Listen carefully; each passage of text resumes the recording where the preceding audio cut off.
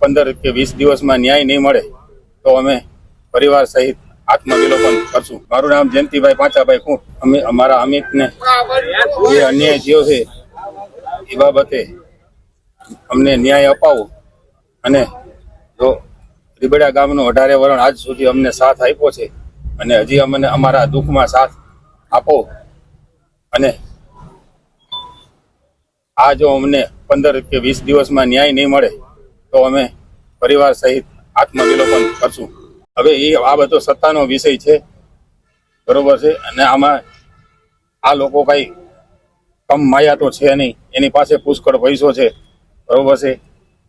કોઈની કોઈ બાબતે કઈ રીતે નીકળવું એ બધું એના રસ્તા ગોતી જ લે છે અને અમારા પરિવારને પૂરેપૂરો ફસાવવાની કોશિશ એની ચાલુ જ છે। અમારા અમિતને જે અન્યાય કર્યો છે અને આ લોકોની તાત્કાલિક ધરપકડ થાય અને અમારા ગામમાં શાંતિ અને અમન રામ રાજ્ય જેવું થાય।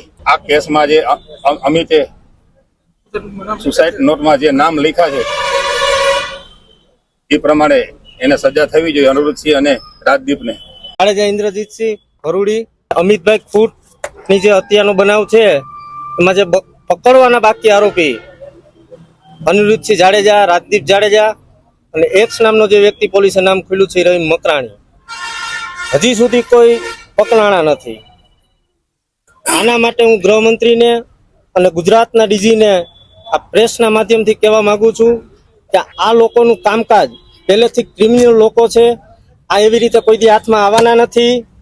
આના માટે સ્પેશિયલ ટીમની રચના થાય, 20 થી 25 ટીમો આના માટે કામ કરે। જ્યારે પોપટભાઈ સોરઠિયાની આને આત્મ મર્ડર કર્યું હતું ત્યારે પણ 20-25 ટીમની રચના કરી હતી અને આ બનાવમાં એના માટે ટીમની રચના થાય એવી મારી માંગ છે।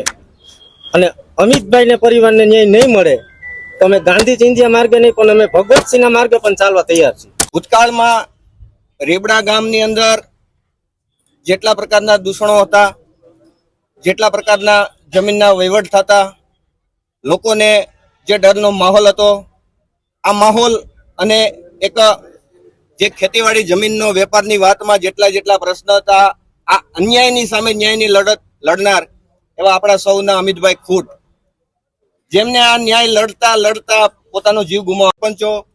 આ સરપંચોની સાથે ગામના તમામ 18 વર્ષના લોકો ઉપસ્થિત છે। ત્યારે અમે આજ આ પ્રેસ કોન્ફરન્સના માધ્યમથી સરકારને રજૂઆત કરવા માંગીએ છીએ કે સરકાર અમારા અમિતભાઈ ખૂંટના કેસમાં અમિતભાઈએ સુસાઇડ નોટમાં જેટલા લોકોના નામ લખ્યા છે એ લોકો ઉપર તાત્કાલિક ધરપકડ થાય, તેમના ઉપર કાર્યવાહી કરવામાં આવે તો જ આ વિસ્તારને અને આ વિસ્તાર માટે ક્રાંતિકારી પગલું ભરીને લડત લડનાર એવા અમિતભાઈ ખૂંટને ન્યાય મળશે એવી આ ભારતીય જનતા પાર્ટીના સરકાર સત્તા વચ્ચે આપ સૌને આપના માધ્યમથી સરકારમાં રજૂઆત કરીએ છીએ। અમારી તમામ માહિતીથી અપડેટેડ રહેવા માટે જોડાયેલા રહો ત્રિશુલ ન્યૂઝ સાથે।